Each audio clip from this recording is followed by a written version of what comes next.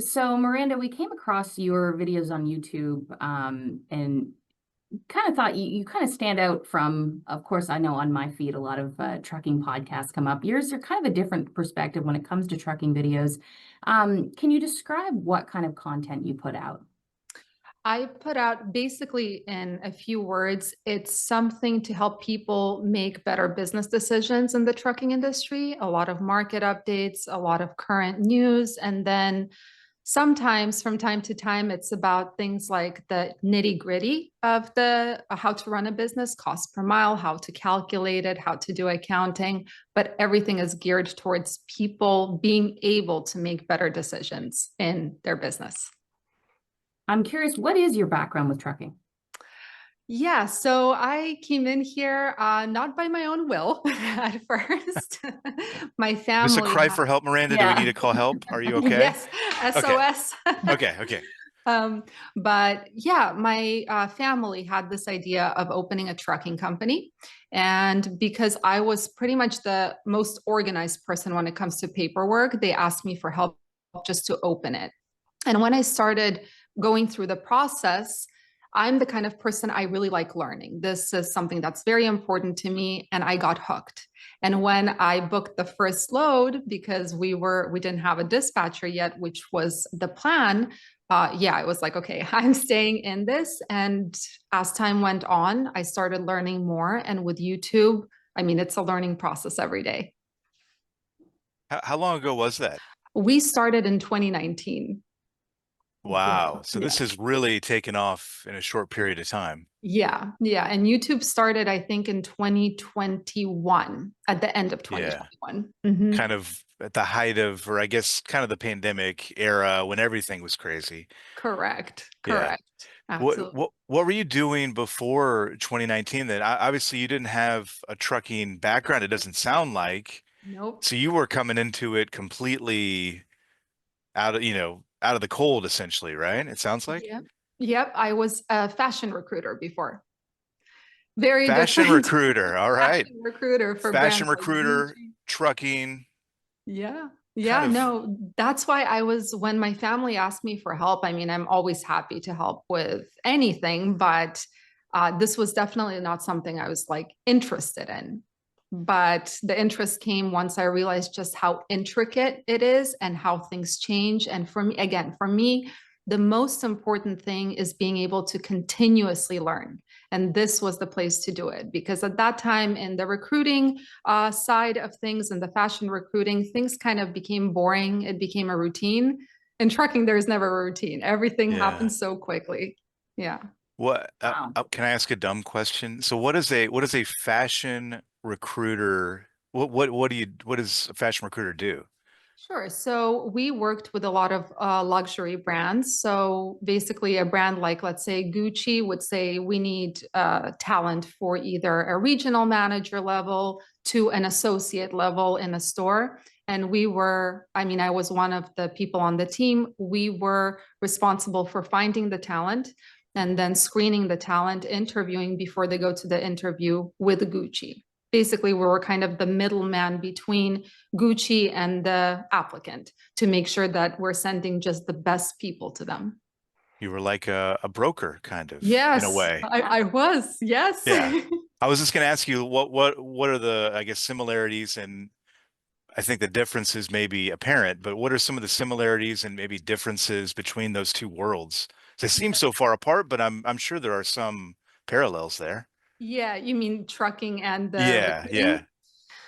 Uh, I was, I can't say that there are a ton of similarities, but I can say that recruiting definitely helped me with running my business because one thing that recruiting really teaches you is how to dig for information, background information specifically. And I think that has saved us from a lot of loads that won't pay eventually because brokers are going out of business and brokers are getting downgraded with factoring. So I guess that would be the closest parallel. Yeah, I Yeah. think, yeah. But Yeah, that makes recruiting in sense. trucking and recruiting in the fashion industry, those are two different worlds. I thought that, hey, when we start hiring for our company, it's going to be so easy. It's completely different. Yeah, I Yeah. Yeah. imagine. Yeah, I'm it's interesting. curious, when you were, in 2019 and getting into the trucking world, were you turning to YouTube for help from videos? I was not actually. I didn't know I didn't know anything about the trucking industry. My resource for help was the FMCSA. And I very often tell the story. There was this one gentleman, Jesus, I remember him by name, who I would call all the time because as I was reading through the FMCSA regulations, and I actually had the green book and I read it from cover to cover. So as I was trying to figure out how to keep a driver qualification file, how to prepare yourself for the audit, I would call Jesus all the time. And I remember at one point I called him yet again. I'm like, hey, Jesus, it's Miranda. And all I hear is, oh, he was done with me. He So was done. yeah, Yeah. he was done. My resource was always directly the FMCSA or the Department of Transportation, but I can't say I watched YouTube. So when did the idea come to you to start doing these videos? Yeah, so it was at first the idea was I was scared of it because I have never been on camera, but the idea at first was to help people who were in my shoes, who are coming into this industry. It's definitely a learning curve because there are so many regulations, plus they change all the time. So I decided to make a YouTube channel just to help people navigate the intricacies. Then, when we decided, hey, we're starting to hire for our company, I was like, okay, that's a great resource to be able to find folks who are interested in coming to work for us.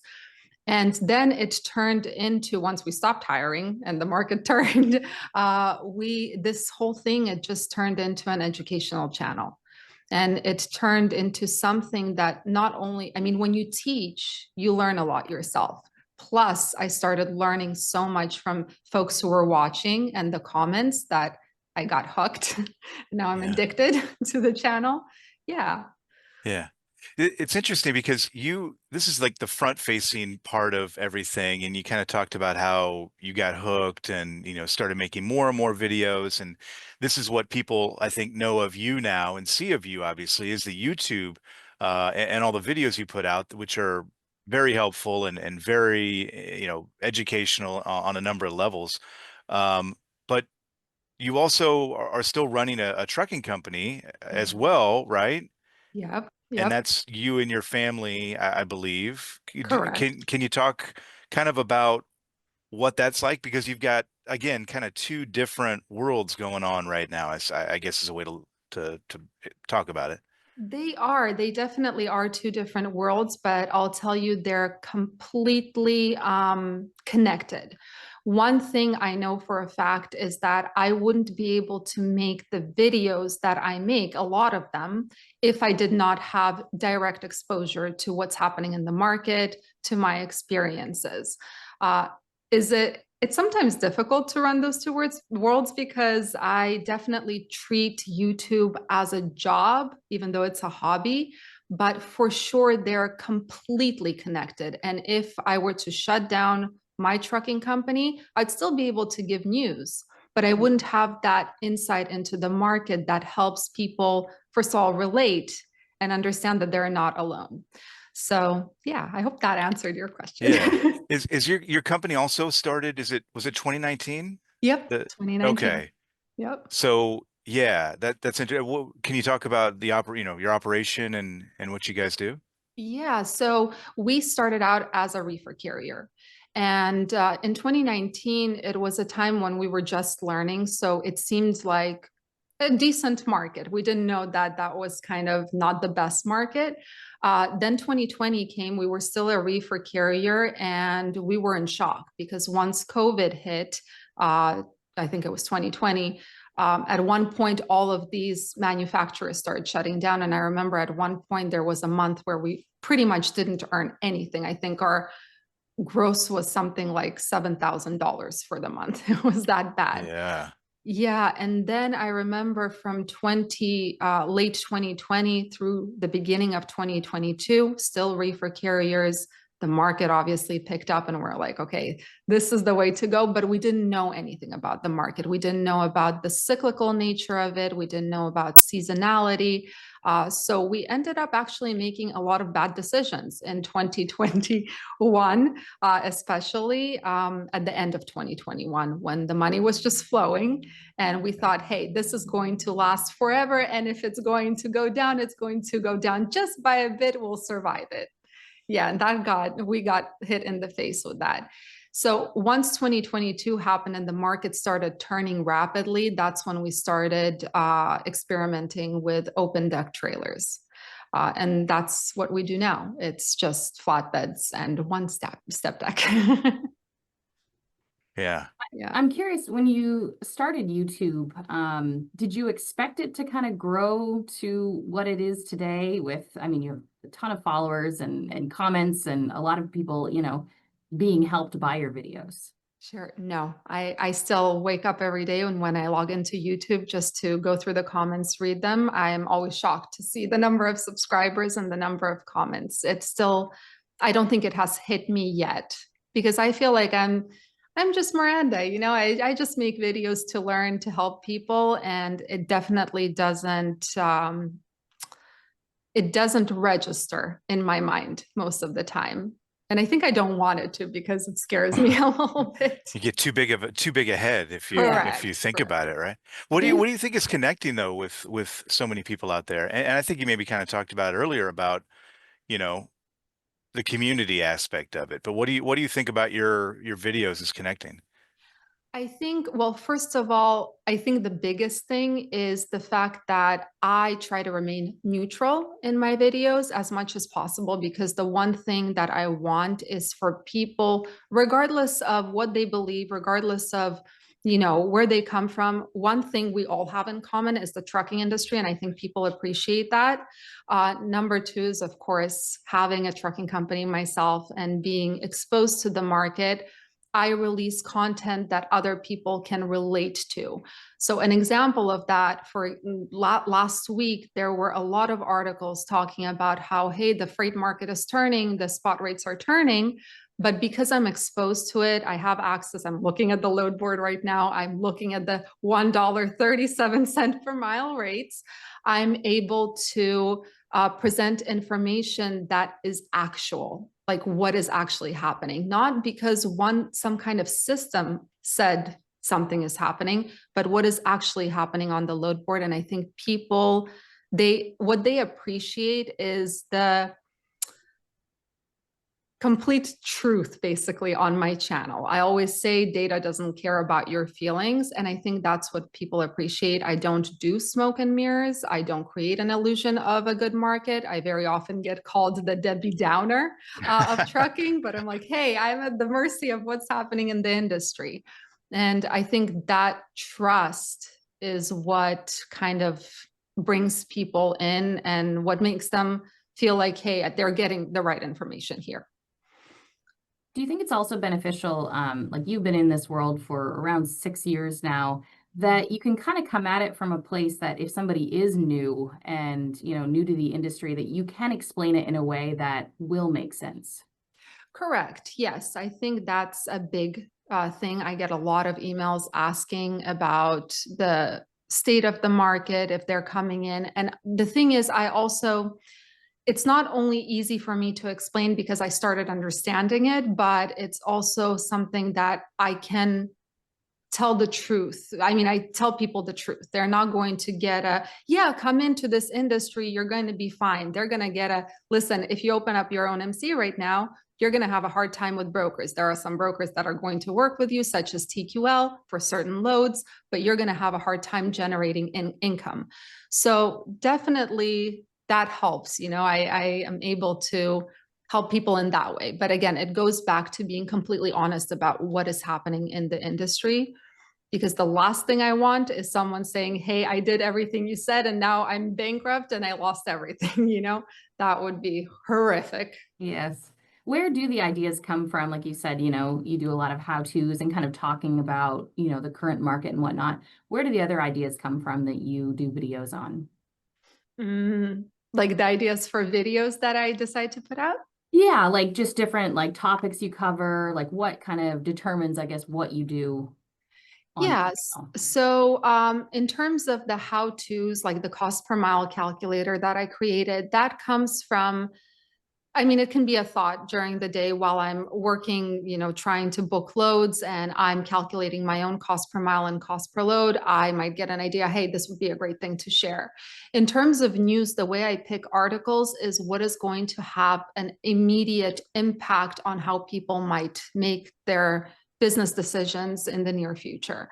Like, for example, when this whole non-domiciled CDL rule came out, I don't think I've ran so fast to the computer ever because I needed to get that information out so people understand what is happening. But yeah, it's more of what is going to have an immediate effect on how people run their business. What do they need to know now in order to make a good decision tomorrow? This is how I Yeah. approach it. What does your family think of your channel? I mean, are they, I assume that they're happy for you but is there a sense of like, you know, what are you doing over there with your camera and your microphone? I assume early on there was a bit of that maybe, but what do they Yeah. think? At first, there was a lot of, why are you wasting your time with this at first? Now, no. I mean, I know that the family that is in the trucking industry, they watch the channel because that's how they get their news now, is from these YouTube videos. I don't think they're not against it, not at all. They support it very much because that's how they learn as well. And actually, one of my family members very often will send me articles. Oh, hey, this is something you should talk about. This is something you should talk about. So, yeah. That's I'm great. Yeah. curious, how does it feel? I know you mentioned, opening up YouTube and seeing your follower count and comments. I was looking at one of your most viewed was on a step-by-step on how to get your own authority. Yeah. And, just reading some of the comments on that, I mean, one person said you were the answer to their prayer. One person was like, I've been looking everywhere and finally, and it was like a 13-minute video where you walked through it all. And just the comments of how helpful that was. How does that feel reading those? It's amazing. I think that's a very big driver for me is I want to be useful. The highest compliment someone can pay me is saying that they learned something from the video, which, yeah, it feels amazing because again, I'm a humble person by nature. And when I get those comments, I'm like, oh my God, really? I did that? I actually helped them learn something. It's fantastic. Yeah. Well, also you're putting a lot of work into this. You're not just, firing up the camera, turning the microphone on, and you're not just, jibber jabbering. There are some YouTube channels that will do that. You're not doing that. I mean, everything you're talking about is based on, research and the numbers that are in front of you and everything. It takes a lot of work to put these videos out, I would imagine. It does, especially the market updates. But the thing that helps me is I'm a data nerd. I love data. I was just talking to my CPA yesterday and he's like, I can see you love data. I'm like, I do. He's like, then why do you do Miranda's accounting, not the normal account? But I do love numbers. I love digging. I love finding patterns. So on one hand, it's definitely time consuming to make some of these videos, but I enjoy every second of it. Yeah. How often are you putting videos out? I try to do 3 times a week. The one thing that has been consistent is the market updates every Thursday or Friday. But other than that, I'm pretty much at the mercy of what the news are, what's going on in the market. Is there anything that needs to be put out right now to help people make decisions about their business? But again, I aim for three videos per week or so. You must be busy. Yes, all the time. Yeah. Right now, you know, we're talking to you on a Wednesday, so I'm sure you're working on the weekly market update right now. But as you pour over the data as a data nerd, we've been in this freight recession and kind of scraping the bottom for so long now. Um, I'm not going to ask you to give a full summary of what you're seeing out there, but anything standing out to you right now as we speak today, as you look at the load Yes. board there and everything? I would love to. I haven't done the rate per mile update yet, so I don't know what's going on with spot rates this week. But I do see that reefers over the past few weeks have seen increases in the spot rates. Dry vans and flatbeds have gone down. Yep. And I think currently the problem is that, first of all, with this new rule regarding non-domiciled CDLs, people expect capacity to just run out of the market right away, but that's not how it's going to happen. It's going to take a while because, yes, some people are getting their CDLs downgraded. Some people, are just going for renewals and not getting renewed. But there's a bunch of people who are still driving. They don't qualify to get a renewal, but their CDL is still valid. So capacity is still an issue. On top of it, volumes. Something is happening with volumes. They are just crashing. I have one truck in Dallas, and there are 27 loads here that fit when it's usually like over 300 loads, 27 Wow. loads that fit our operation. So the volumes is, it's a very big problem right now. I would say it's a bigger problem than capacity. If volumes were to flip and start going up, I feel like we would start seeing very rapid rate increases. But we're not. No. And we haven't. No, we haven't. Volumes are still, they're really, really low, and capacity is just not leaving as fast as you would think it would in this market. You were talking earlier about the Debbie Downer nickname. But again, there's value in that because you're not sugarcoating things. You're not going to tell people what they want to hear. You're talking about the reality of the situation out there. And, the reality of the situation over the past, 2 going on 3 years now, I guess it's been, has been a bit of a downer.